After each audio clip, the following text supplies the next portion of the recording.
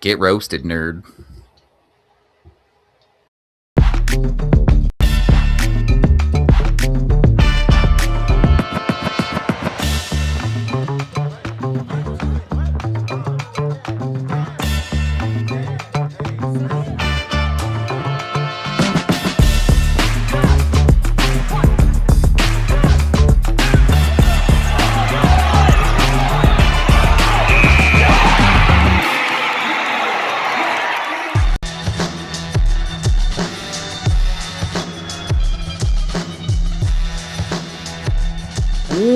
Welcome into the DNVR Avalanche podcast, live with AJ and Rudo from, we'll call it the remote Toyota Lounge, and presented by Bet365.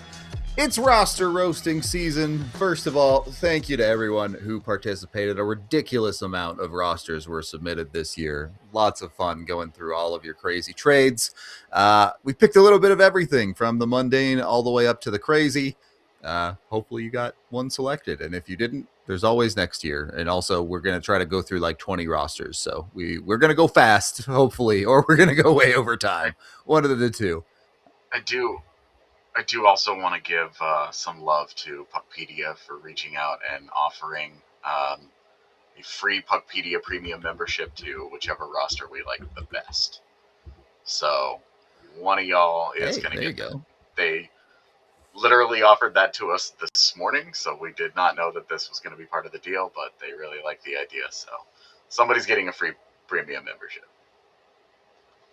Take it. Take the premium Puckpedia and enjoy your roster baiting. Am I allowed to say that on the real show? Sure, why not? I don't know. I am now. We're gonna go with that. Is this better? No, you still sound like a little bit hollow, but maybe it's my headset. Either way. Okay. Well, we're going to try all of them until it works. Yep. No, there you go. That's it. Yeah, that's the one. They're listed as just microphone, and for some reason there's 5 of them. So I'm like, okay. Love that. Love how specific that gets for you. Really letting you know. All right. I don't think we need to raid around. We can jump in to the rosters right away here and get roasting. Our first roster that we have on the list here, nothing too fancy. You know, I figured we'd start us off a little bit slow, not do anything crazy on this one. It starts off with just a couple of simple moves. AJ, would you actually be interested? I guess the internet really didn't want you to know that you could get Scott Laughton almost entirely for free. Yeah. I mean, let me tell you, for this price tag, I'm very interested. I actually kind of like Zakar Bardakov, but Scott Laughton's been good for Toronto this year, and this is fine. This isn't even last year where I was just getting mad at people, but the addition of Jamie Oleksiak also almost entirely for free is confusing to me. I'm not sure why these other teams are giving away players, but it was nice of them. Yeah, I don't know that the Oleksiak thing makes a ton of sense at all now that the Avs have Kulak. Yeah. A $4.5 million seventh defenseman is just not a good usage of the cap space that the Avs have created. Yeah. So a bit of a weird choice there, but conceptually, I think what you're acquiring positionally makes sense here. A reasonable center and a reasonable defenseman. It's just you're going to have to pay a lot more than what you're giving up here. Yeah, and like Bardakov's going to be a fourth-line player. If he makes it in the NHL long-term, the role he's in now is the role he'll be in. You're just hoping that he's better than he is now. And Sean Barons is like, he's a nice prospect, but okay. Yeah. That dude has not played an NHL game yet. Is not a first-round pick. Kiviranta and a 5th-round pick is just like nothing value. They could have signed Kiviranta for $1 million in the summer if they wanted to. Would not have been tough. So at that point, you're just like giving away value for no discernible reason. Like Kiviranta is going to be more valuable to you as a 12th, 13th, 14th forward in the postseason than he would be to Seattle in any kind of a return. Unless Colorado and Seattle play each other in the first round of the playoffs, then you know Kiviranta scoring a back-breaking hat trick. Of course. That's the law. That's the way that one goes. We can move on. Nothing too deep on this first one. Just getting off started with some of the positions we might be looking at. We can move on to number 2, which immediately takes a hard left turn into a significantly large trade with Calgary, but not for Nazem Kadri, but for Blake Coleman with some retention and Morgan Frost. And you do so by giving up nothing from this coming year's draft, but everything in 2027. And and then the 2028 third, like we're dipping into all of these, right? And for Coleman and Frost, I don't understand. Morgan Frost seems to be this like object of fascination for some people, where he's fine, like he's not a bad player.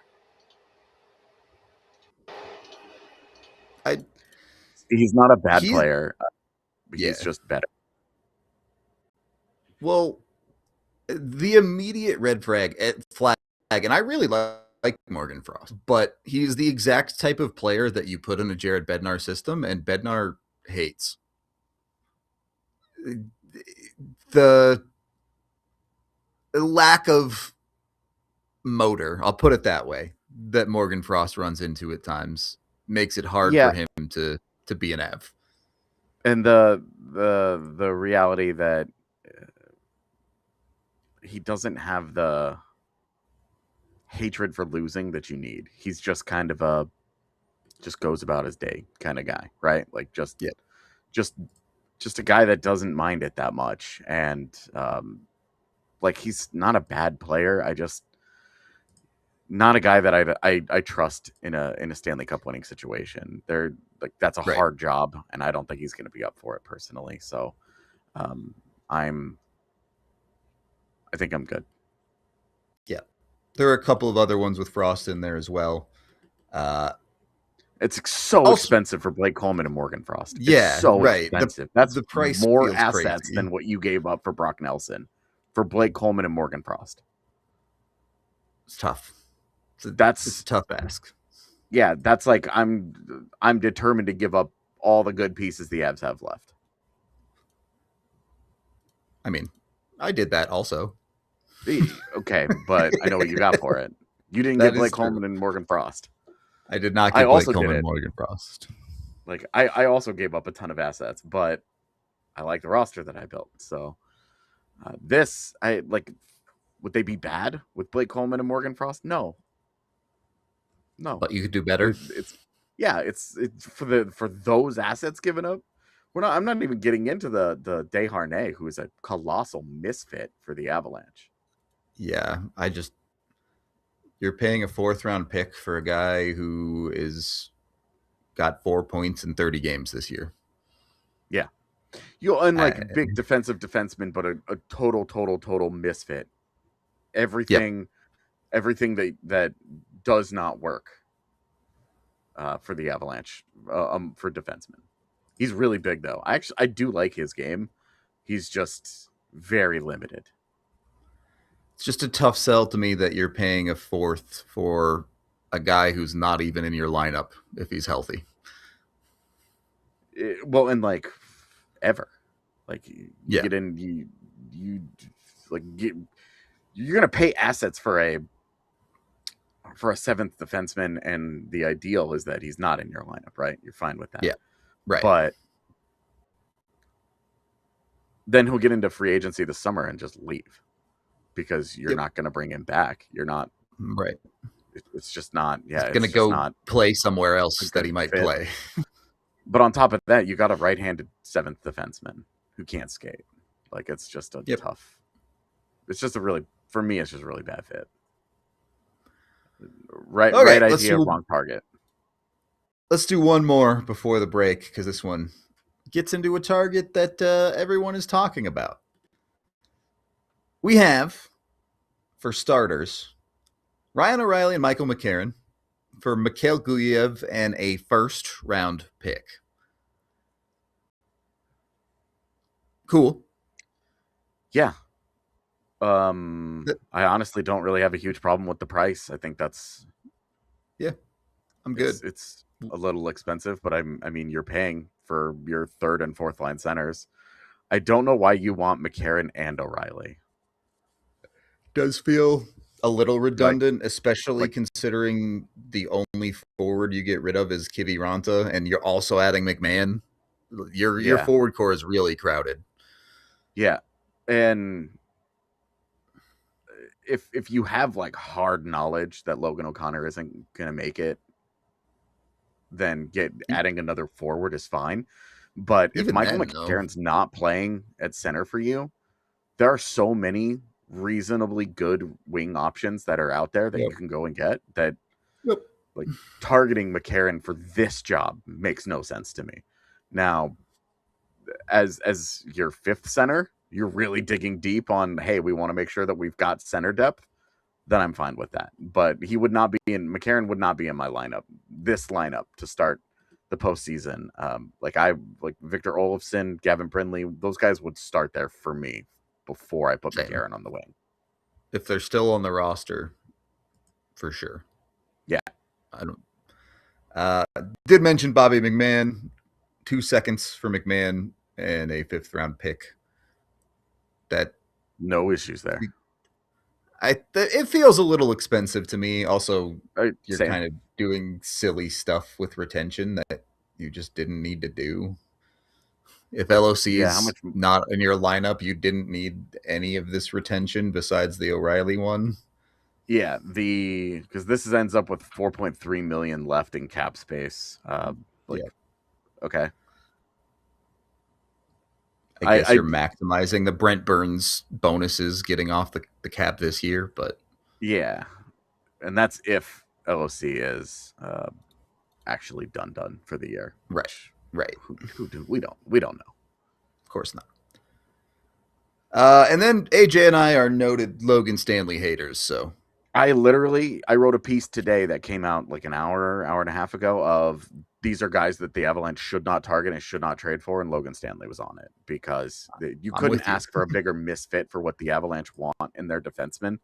I know he has somehow 9 goals this year, 5 career goals coming into the season. He has 9 this year. You're buying high on a guy that takes a ton of penalties and isn't very good.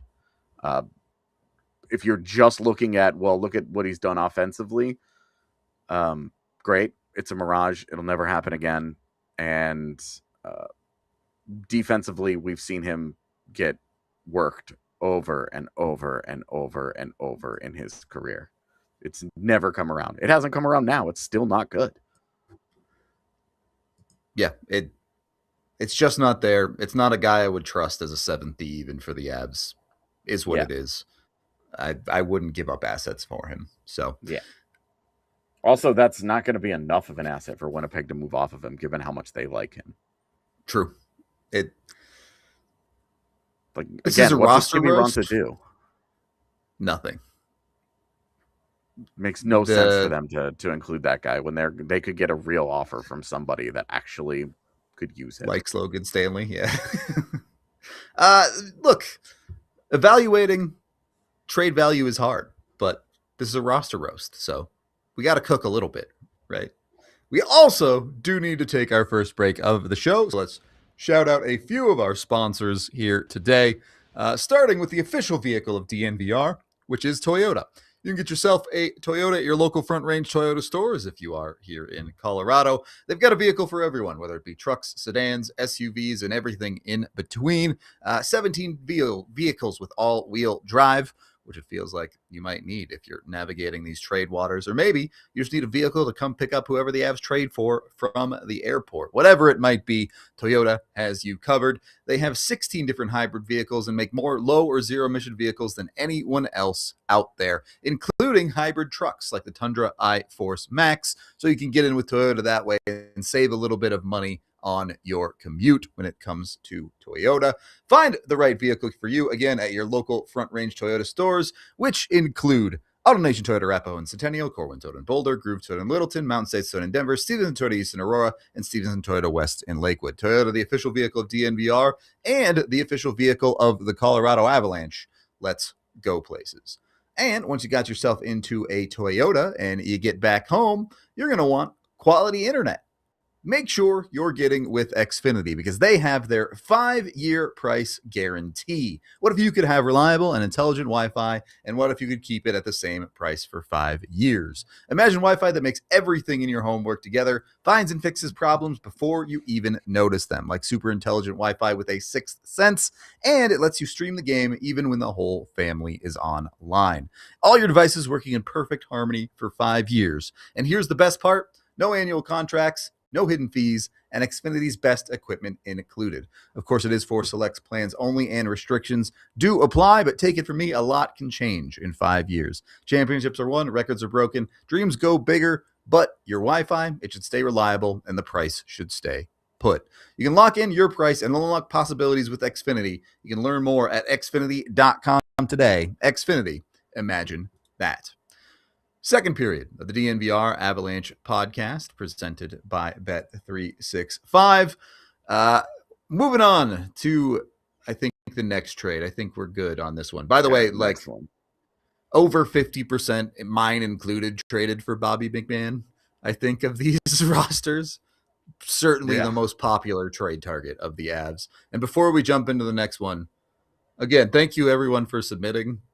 I personally spited anyone who traded for Jason Robertson and did not put yours in here because I wanted to. Don't worry. We have some unrealistic ones in here, just not of Jason Robertson. That's all.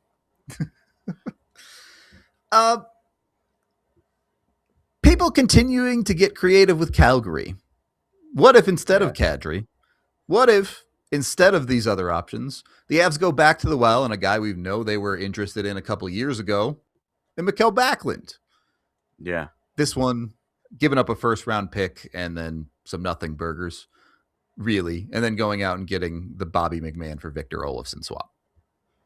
Yeah, the McMann and Olofsson swap is almost what mine is, except it's 2 second-round picks, and I did a second and a third and a couple of other later-round picks. Mostly because I just run out of capital at that point. Sure. But again, with McMann, I don't mind this. Olofsson isn't going to carry a lot of trade value, but it doesn't make sense to keep Olofsson if you're adding to your third line like this. And Mikael Backlund, I'll be honest with you, I have no idea what state his game is in right now. I watch very little of Calgary on purpose, and when I do, it's usually about Nazem Kadri. Yeah.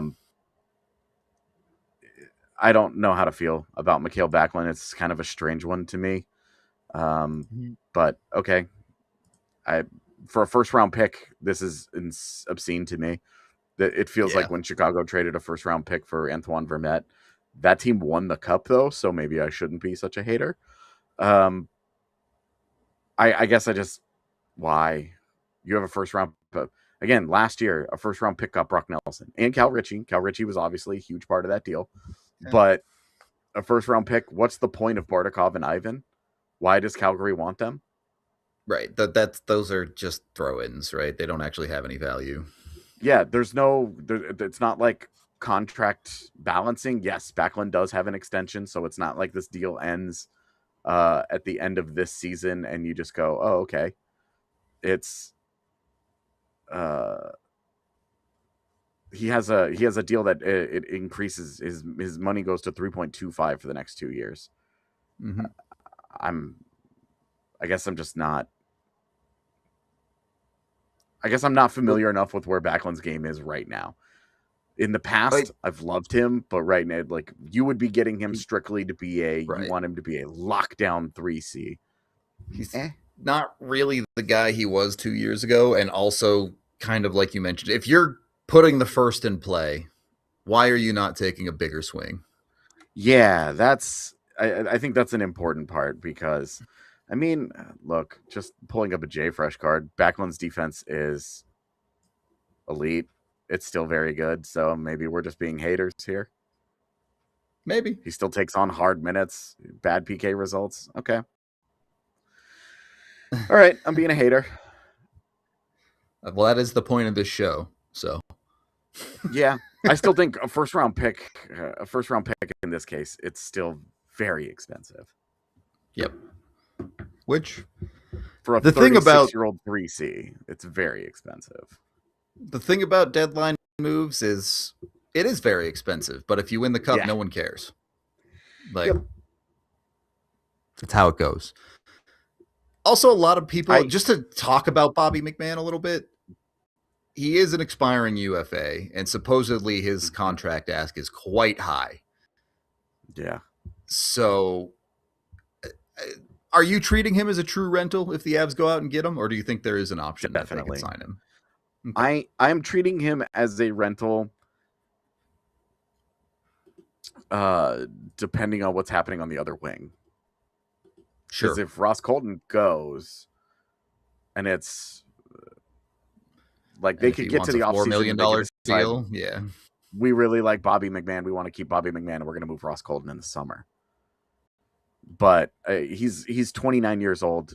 Allegedly, he's looking for a 5x5. That is such a hard no for me that I don't even think about it. I'm not even entertaining the idea of offering him that kind of a deal. If you want to give him the David Jones at a 4x4, I'm open to that. But 5x5 is it's too rich for my blood for a guy that's already 29 and whose game, the appeal here is hugely built on his speed. As long as his speed ages well, he's effective. The second it stops being elite, he may not be useful as an NHLer anymore. Not just unuseful, but you look at the Avs lineup, and it's hard to see upward mobility in the lineup for him, given the wingers that Colorado have right now. He's not going to crack the Avs top six, even if it goes really well. And if you're paying $5 million for a guy who's in the bottom six on the wing, it's expensive. Yeah. Yeah, that's a really tough sell. Yeah. All right. Keep it rolling. Moving on to the next one. This one is, imagine if you just went out and got every guy that AJ kind of liked.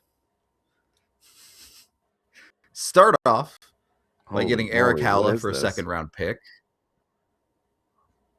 Little expensive. Eric Haula for, yeah, I agree.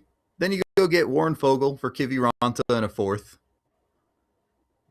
Okay. Then you I'm sold. Trade Sean Barons for a prospect for reasons. Then you go get Dawson Mercer. What the hell is that?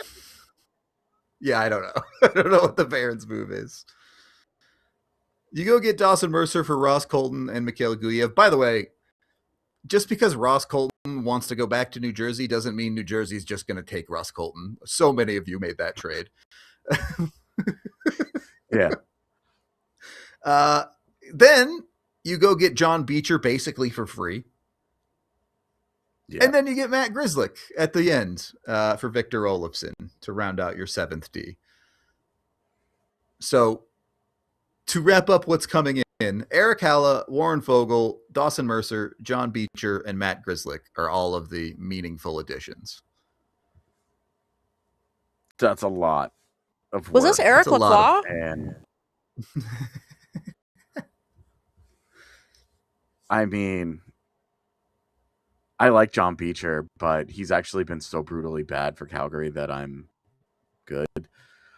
Dawson Mercer is such an interesting one for me because he plays hard. He's got skill. We've seen him have success in the NHL. I think the days of dreaming on him at center should probably be over. It hasn't really worked out. Yeah. But I'm open to the idea. He's still, I think, 24. Yeah, he's 24. I'm open to Dawson Mercer as an idea. I think the Colton for Mercer swap is a really interesting idea for both teams. And then whatever they need to for each side to kind of make it feel like it's a fair deal. Sure. I'm open-minded here. Foegele, I think that's very similar to the exact Foegele deal that I made.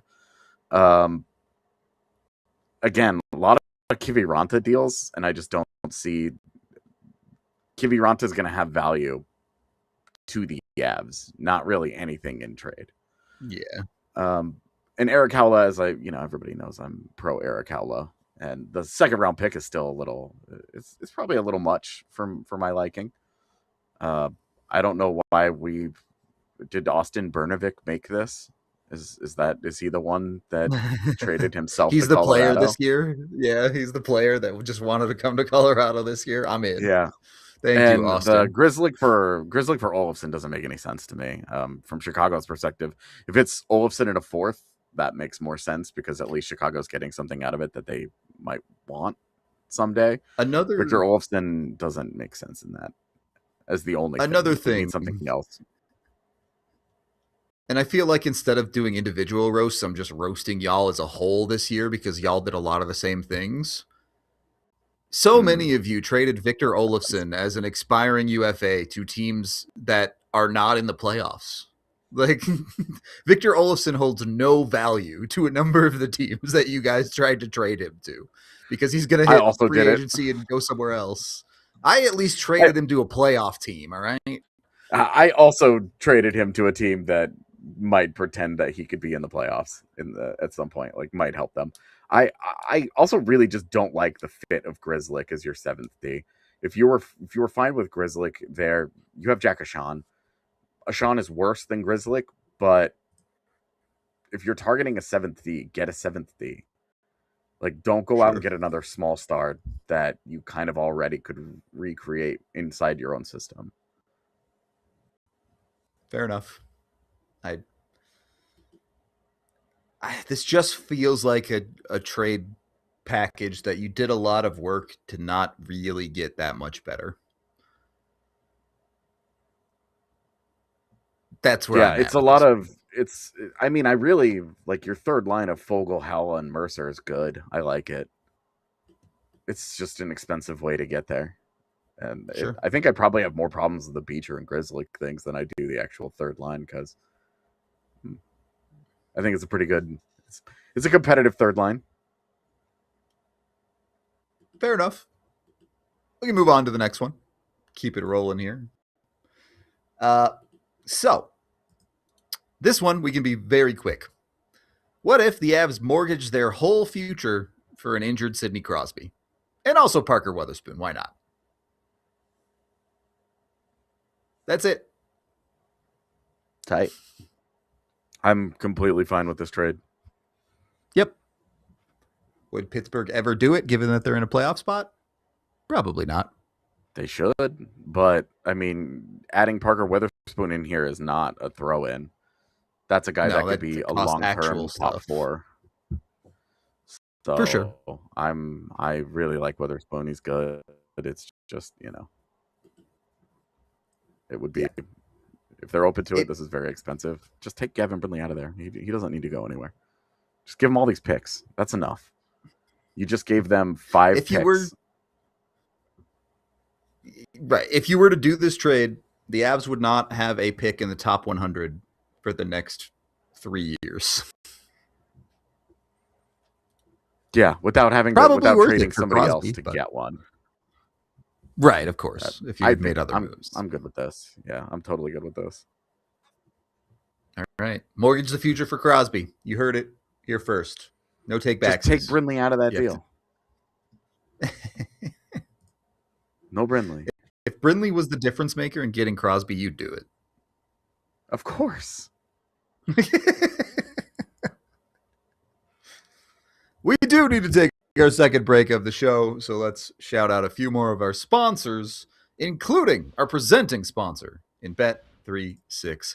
You can jump in with Bet365 today. They're an official partner of the Colorado Avalanche. And when you sign up with code DNVR365, you put $10 in your account, you bet $5 on anything, you get $200 in bonus bets. Right now, betting on Marty Necas. Pretty good bet.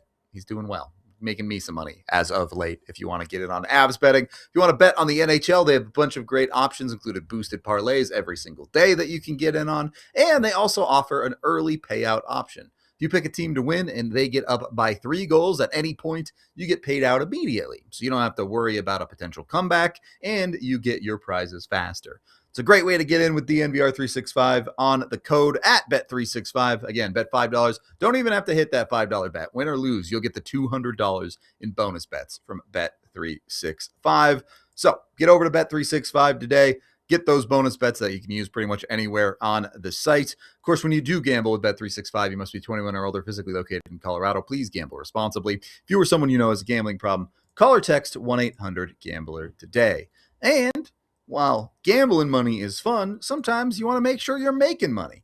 And if you want to set up your e-commerce platform, that's when you get with Shopify. They're behind millions of businesses around the world, and 10% of all e-commerce in the U.S. runs through Shopify.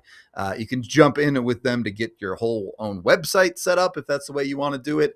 I know that Shopify is great because I collect stuff, and when you use marketplace apps to buy collectibles, they take a big cut of their own fee. When you use Shopify, you don't have to deal with that massive fee, so it's more money in your pocket. Shopify even powers the DNVR merch store. So when you're buying cool shirts like this 8-Bit McKinnon, that's Shopify on the back end. They've got you covered with website creation, product descriptions, email and social media marketing, and much more than that. They even have AI tools designed to help you maximize sales. So if you're ready to sell, you're ready for Shopify. Turn your big business idea into Shopify on your side. Sign up for your $1 per month trial. It's $1, super cheap trial, and start selling today at shopify.com/allcity. That's shopify.com/allcity. Cha-ching. Third period of the DNVR Avalanche podcast, and we can keep running through some of these trades, taking a look at a different angle as we go through basically every center option possible.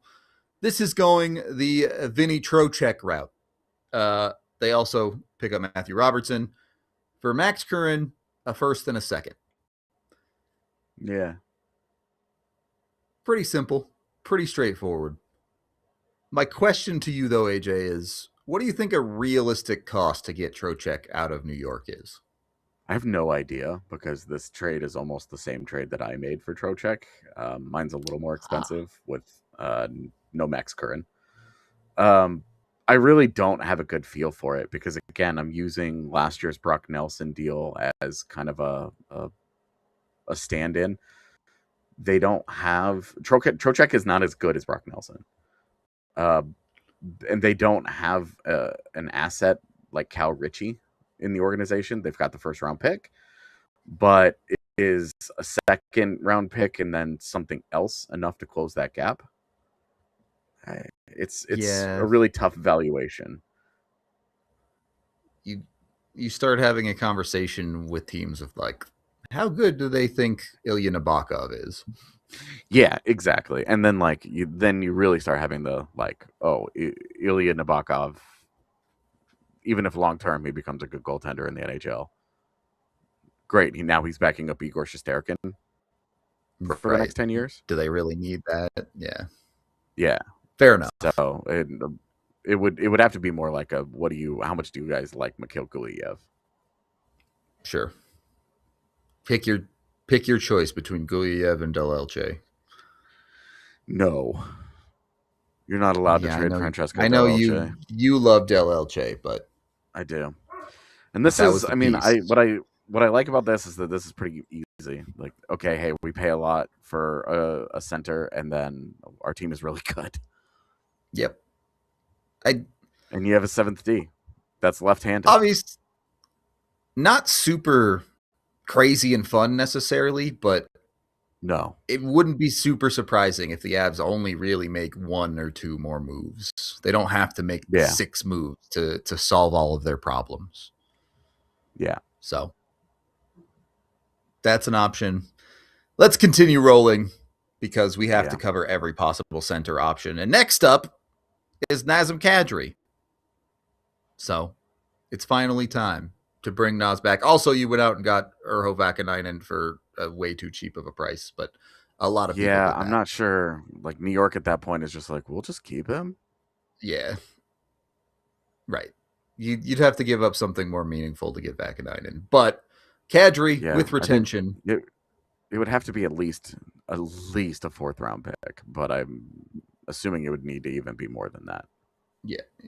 Your Kadri deal also probably on the cheap side. If Calgary's going to give you Kadri and retain for a second this year and a third in a billion years from now, don't think Calgary says yes to that. Imagine they keep this goes through. They keep that pick, and then what? That 2029 3rd round pick probably doesn't. So they probably play 2 more years wherever they are, junior NCAA, and then let's just say a year in the AHL. So you're talking about maybe pushing for an NHL roster in 2033, maybe, and that's if things go really well. That pick's in there specifically so 10 years in the future when I'm building this trade tree and I pull up that pick and I have to completely reorganize my entire trade tree to fit it in, I'm sitting here going like, are you kidding me? Yeah, right. Well, at that point, you're just like, we're just going to pretend that pick doesn't exist. Right. It's like, no, I'm not putting this on here.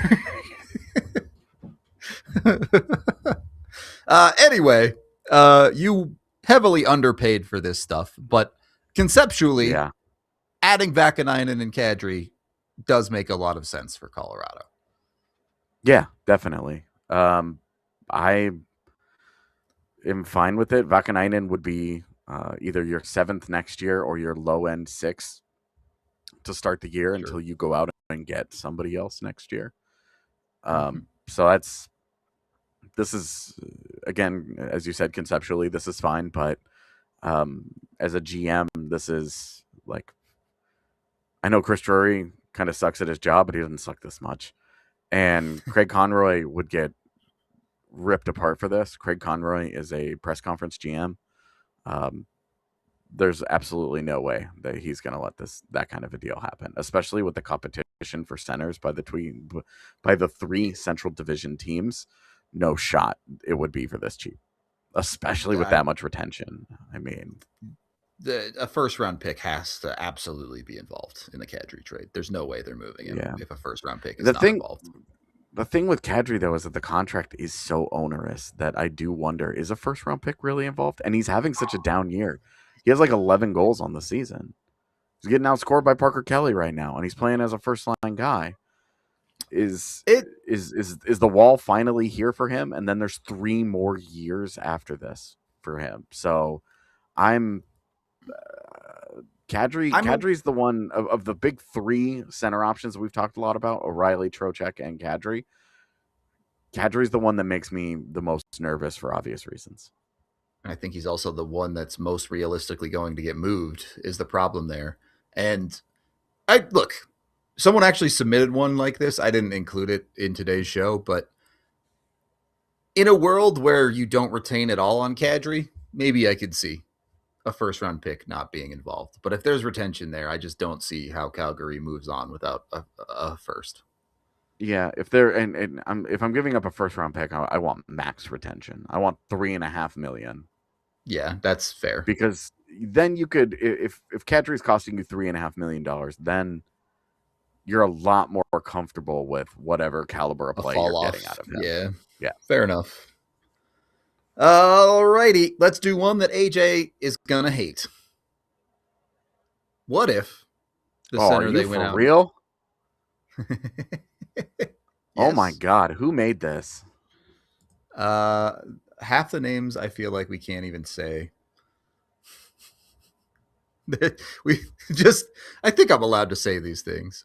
Raise your hand in the comments if you made this. Who's touching butts and trades? And also, who's abs titties? Why do you guys do this? Where's Poop Feast 420 when you need him?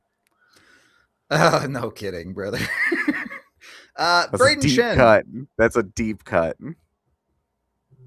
with some retention for the Nazem Kadri package. I guess Calgary doesn't really need a goalie either in Nabokov, but Kind of need everything. you're not a believer? No. Okay. Anyway, Brayden Schenn, first to second Nabokov. That feels really expensive to me for Brayden Schenn. Yeah, it's so expensive. And then a third in, I guess it's 1 billion years from now, for Simone Benoit. But I just don't want Simone Benoit at all. That dude is bad. Yeah. I guess you guys are really hitting on the avoid player article that I wrote today, because I have both Brayden Schenn and Simone Benoit on that list.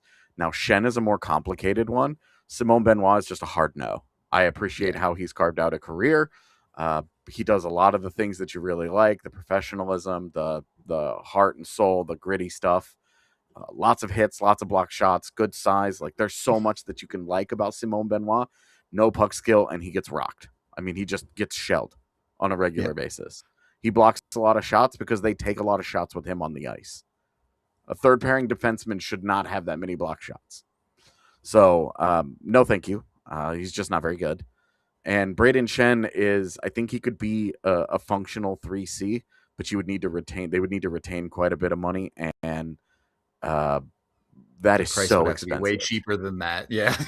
That is so expensive. Again, this is more expensive than the Brock Nelson deal, and you're doing it for a player who's nowhere near as good. Yep. I'm yike.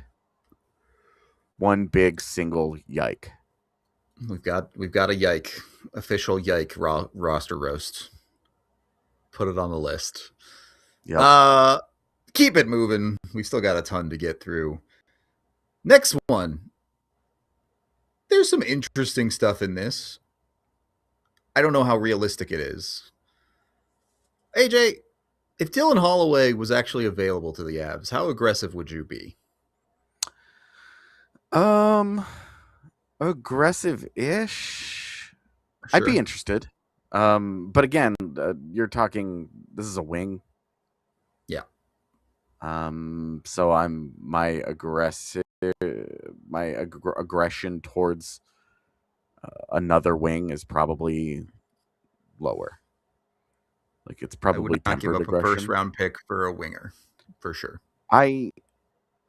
This is a tough one. I mean, Nabokov and a first for Holloway. I'm honestly, I'd be more interested in it if the Avs were more in need of that guy.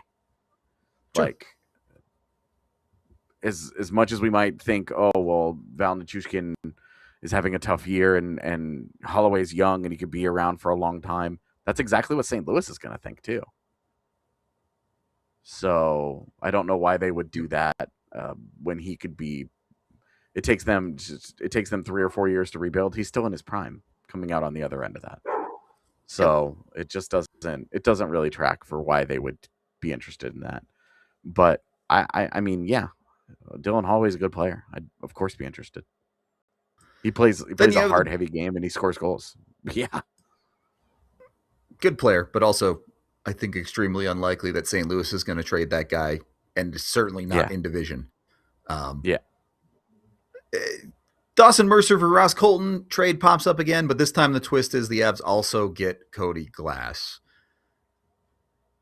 We talked a little bit about Glass on our trade deadline board show. If you haven't watched that, by the way, go watch it. I don't think Glass is the type of player I'd be going out and giving up significant assets for at this deadline if I'm the Avs. Not that I wouldn't like him necessarily, but that's the bargain bin hunting option for the Avs, right? Yeah, I mean, Glass and Mercer are kind of the same type of dude. Yeah. Like top prospects who just haven't quite hit the ceiling was once envisioned for them. And now they're remaking themselves into quality bottom six guys.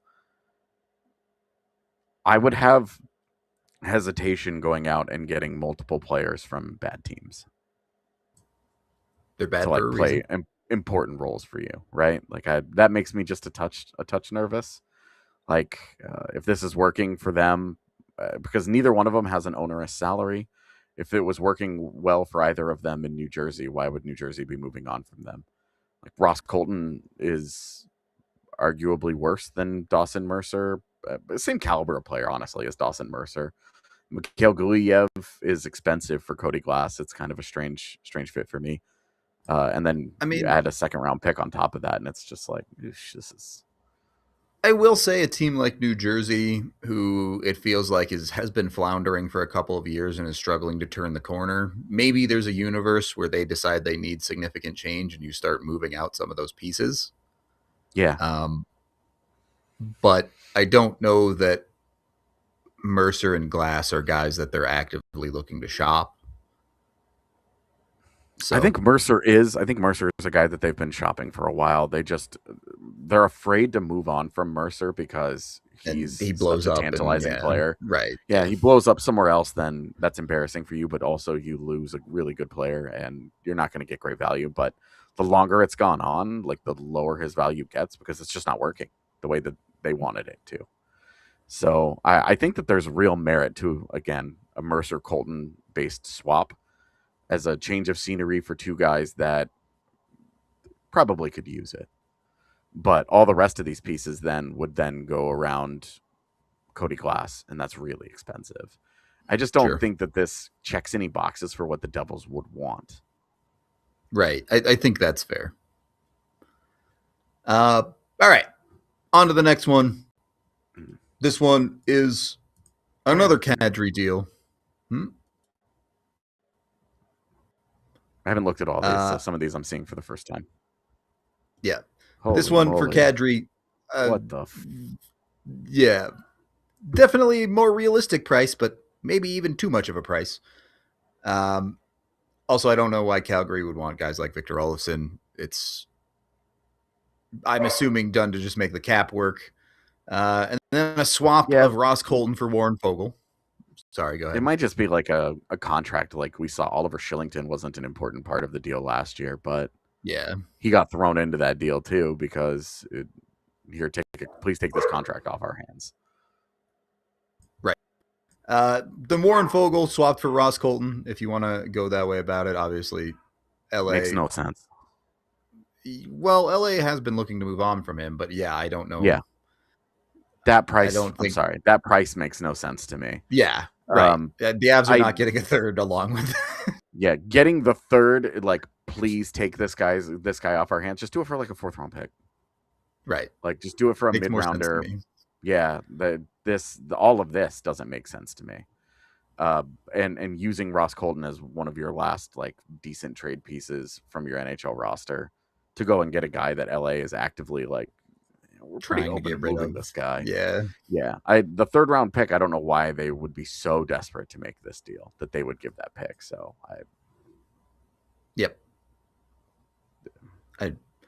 it's just a tough sell, and that's so expensive for Nazem Kadri. We were talking about, would you give a 1st round pick? This is a 1st. This is a 2nd. This is one of your only defensive prospects that's in the pros that you actually like, and Sean Barons, and then Olofsson, Bardakov are just kind of here, I guess, have some stuff. And the Chicago deal, why would Chicago be interested in this at all? The 2nd and 3rd round picks are nice, but they could probably get a 2nd for each of Mikheyev and Murphy. I will say, adding 2 7th round picks to this year, W. I'm just not particularly interested in the Avs acquiring Connor Murphy. Yeah, at all. Yeah, Murphy might have been more interesting had Brent Burns just never come into the picture. Had they traded for Murphy over the summer and Brent Burns just isn't the guy. Yeah, that's on the team, right? Would have made a lot more sense. But Murphy as your 7 makes very little sense to me. If you freed up all that cap space to spend $4.4 million of cap space on your 7, doesn't feel very good. Doesn't feel like a good usage of that asset. Mikheyev would be interesting. I don't mind looking at a Mikheyev potentially, but I also don't know. And then your 3rd line of Foegele, Kadri, Mikheyev, you're looking at it in this season, and you're going, that's a pretty fun 3rd line. Yeah, I get it. But Mikheyev is also such an interesting guy because he's kind of shitty. Yeah, fair enough. You end up in this weird spot, right? Where, like, is it even worth going out and getting him, or should you just keep Victor Olofsson and not have included them in that trade for Kadri for no reason? Yeah, if you're getting Ilya Mikheyev and Warren Foegele, like, you might just be better off with Victor Olofsson on your third line there than Mikheyev. So imperfect, but hey, an interesting one. I do like how many of us were so excited to get rid of Victor Olofsson. I'm coming around to he's underrated. I did it for peanuts, so I'm in that. I did it. We'll see. Yeah, we've got to get to ours here pretty soon. Yeah, we still have so many of these to go. We'll do a couple more of these pretty quickly. This one is crazy. I included it in here just because I wanted to get a JG Pageau trade on the board in case the Islanders decided to call it on the season. But then he went crazy. Pavel Mintyukov, who I know has been on like Anaheim's trade radar, but does not really make a ton of sense for the Avs for a lot of reasons. Bringing back Andrei Burakovsky, and then the quest for 7th round picks. Yes. See, this, you should have just done the 7th round pick quest, and I would have been all about this. And honestly, the Pageau deal, that's really expensive for JG Pageau. That's really expensive. Yeah. I don't even know how I would alter it. Like, just remove Guyev from the trade. Yeah, and like Pageau's kind of had a blah year. I don't even know that I would do 2 seconds, but yeah, I guess you're trying to inspire the Islanders to make the move in the first place. So if you're getting that retention, I don't hate it. Like, yeah, I mean, he's an expiring, so I'm not that worried about it. You wouldn't need that retention if you're not trading for Andrei Burakovsky, which you shouldn't be doing. That's true. You just should not be trading for Berkey. Truthers out there. Yeah. Although maybe that would give Val his hands back. Maybe that's why you trade for Berkey. The Mintyukov deal is great. They should definitely do that deal. If Anaheim is willing to do it, do it. I'm all in. But yeah. All right. I don't. Also, that defense has a create-a player on it. Does it really? That's funny. Yeah. Who? Yeah. Oh, Bjorn Krupp has an 8-year deal for $775K. So congratulations to Bjorn. This one was definitely made by Bjorn Krupp, right? Yeah. And Frederick Tiffels. Or Frederick Tiffels. Yeah. So nice. Did we just get got by some fun German thing? I don't understand. Frederick Tiffels is 30 years old, playing in the German league. Let's go. He played for Western Michigan in the mid-2010s. All right. This is a fun deep dive. One season in the ECHL with the Wheeling Nailers and then went back to Germany. Wow. He came over to play in the East Coast League and then dipped? Yeah.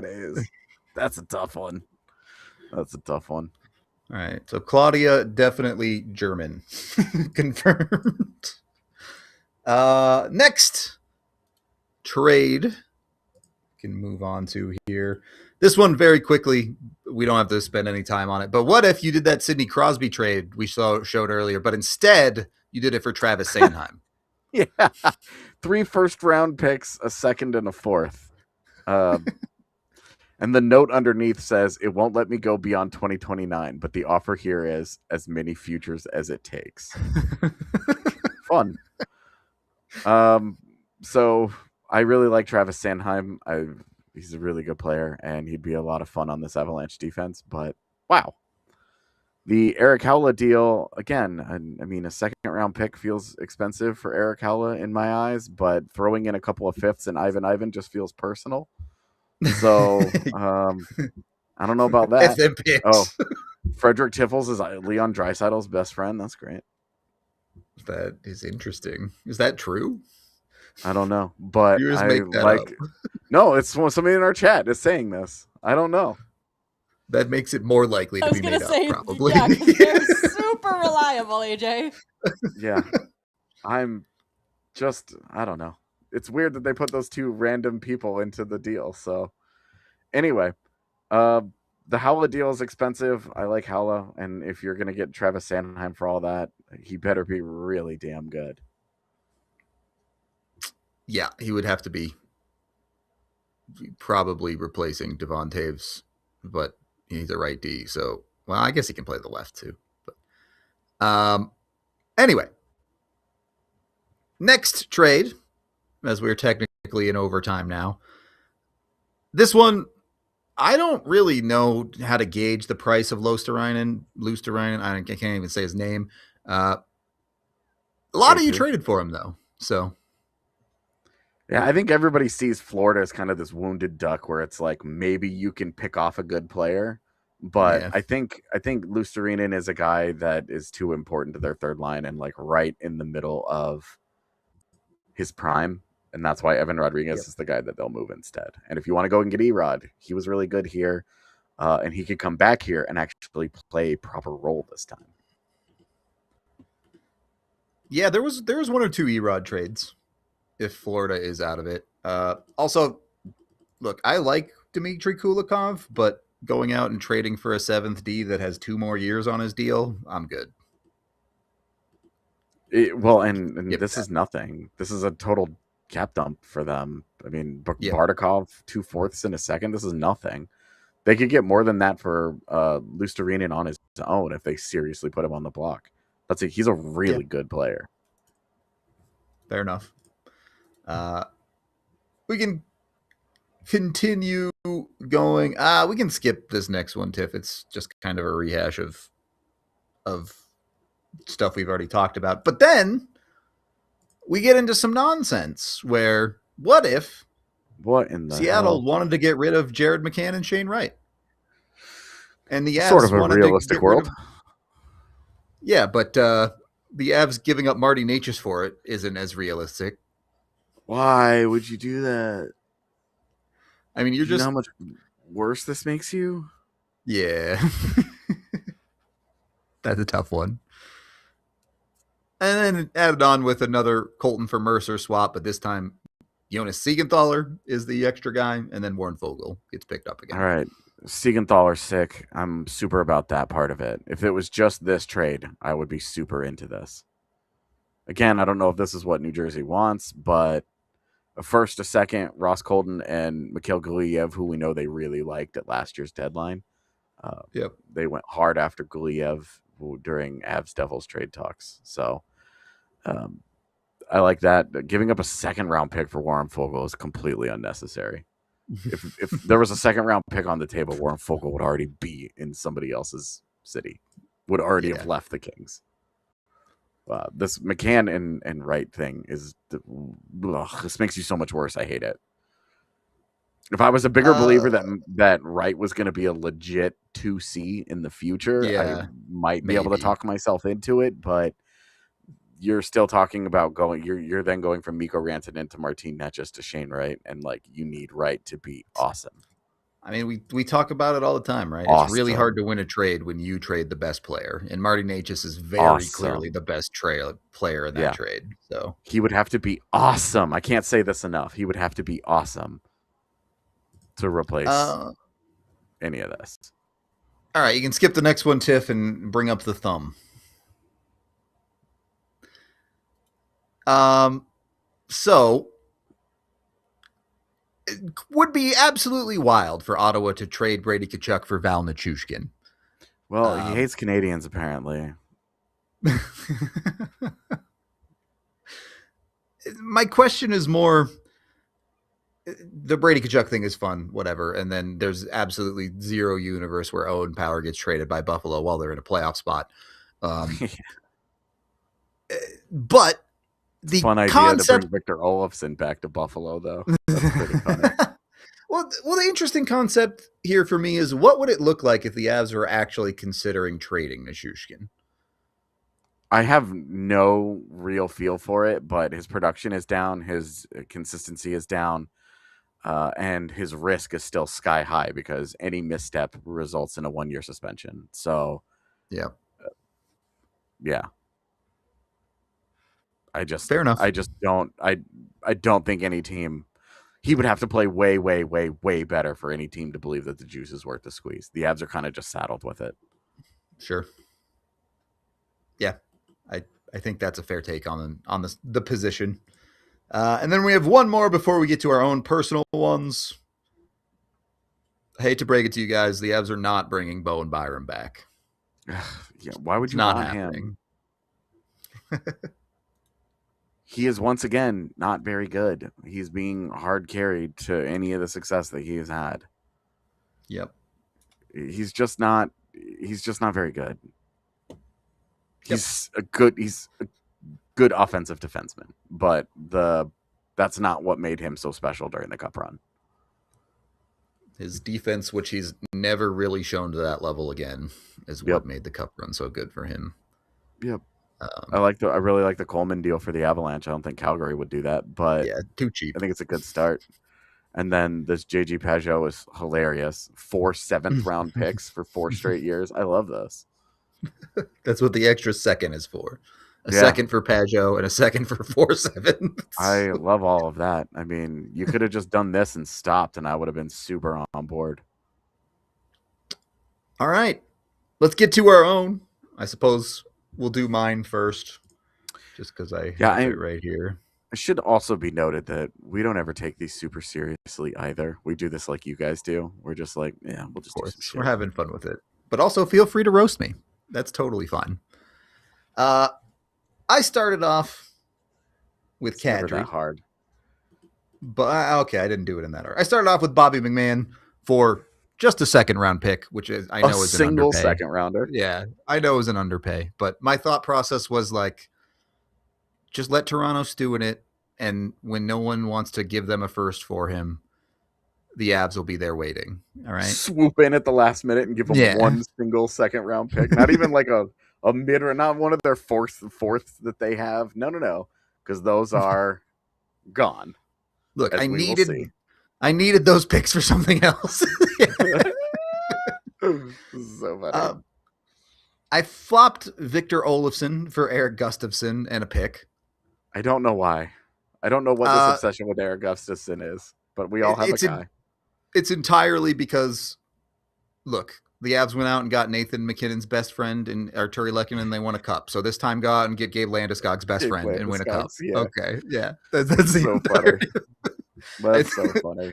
Pretty sure I actually had to end up sending Gustafsson to the minors to make the cap work even. So nice. So you put him through waivers after all this? Yeah. Yeah, you did. You could have just sent down any of these guys. You could have sent down Bardakov. Yeah, I just did it this way because it was the least change on the Avs roster. Very much you could send out whoever. And then I went out and flipped Ross Colton for a second-round pick. Recoup a second. So I could go out and get Nazem Kadri and Blake Coleman together. There's supposed to be retention on Kadri there that didn't show up for some reason. But anyway. How much? It was like $2.5 million, I think. I didn't want to do the full 3.5. But when I give them this many picks, maybe I should have done the full 3.5. Because I gave them every single pick that the Avs had in 2026, just so we don't have to cover the draft this year. It'd be so, and then the next year's first, so that we're off to a good start. Yep. Gotta get that in there. We like the draft. We like covering the draft. It's not fun when the Avs are like, well, we don't pick till the 4th. It's like, we're gonna pick 3 guys you've almost certainly never heard of. They have 9 picks from rounds 4 through 7. Like that, I'm so in on just being like, we're going through them, man. We're going through them. Yep. Obviously unrealistic trade values here, but I do think it would be an interesting conversation if the Avs could do a package deal. I saw a lot of other people doing like, hey, one and done type of, what if we go get a winger and a center from the same team? And that's kind of the concept of Kadri and Coleman together. Yeah. And your third line is Coleman, Kadri, and Bobby McMann, and that's you're fine. Pretty good. You're very comfortable with that, yes. Your 7th D is Eric Gustafsson, though, so don't get anyone hurt on your defense. Only in the playoffs, though, because you can't afford it, apparently. Yeah, right. If you had actually put the proper retention that you meant to on Kadri, it would have been able to. You wouldn't have had to do that. Yeah.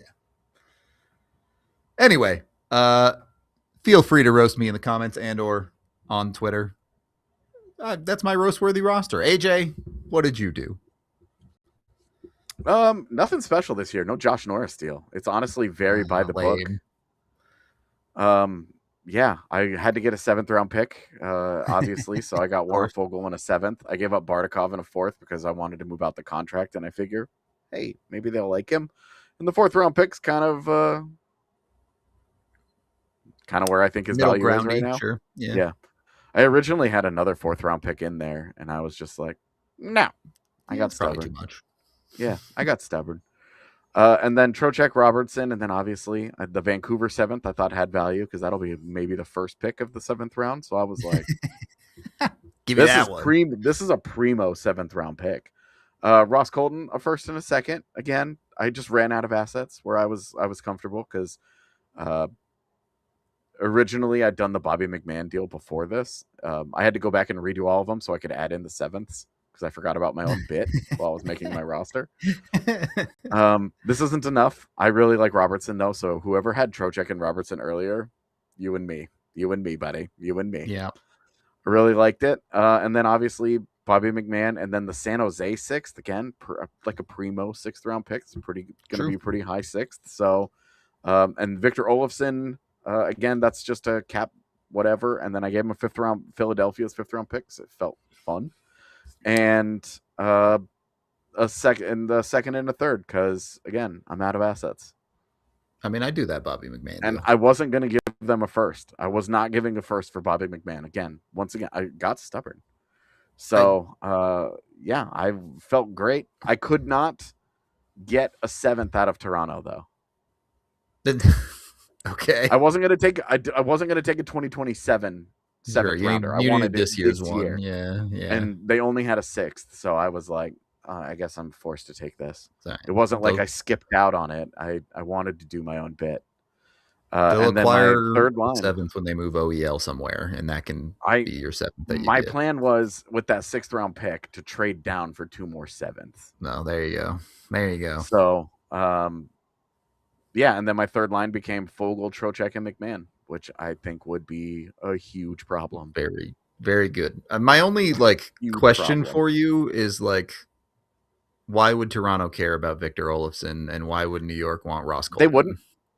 Ross Colton is he could be a useful player for them right away, and being from the area, there's a chance they could actually keep him. They could also just put him in the top 6, let him get really hot, and then either keep him or flip him in the summer. But that's again, I wasn't going to give 2 firsts for Vincent Trocheck, but Colton is at least a useful NHL piece. And I know there are some teams that see him as a guy that could play center for them. So there's some hidden value there. But I think it's a fair question. Victor Olofsson is just I'm not keeping him on my roster. Yeah. And here's a guy that you can give a look to at the end of the season, and if you like him, then maybe you bring him back, and if you don't, then you don't. And it also left me with enough cap space that I can eat the Burns deal.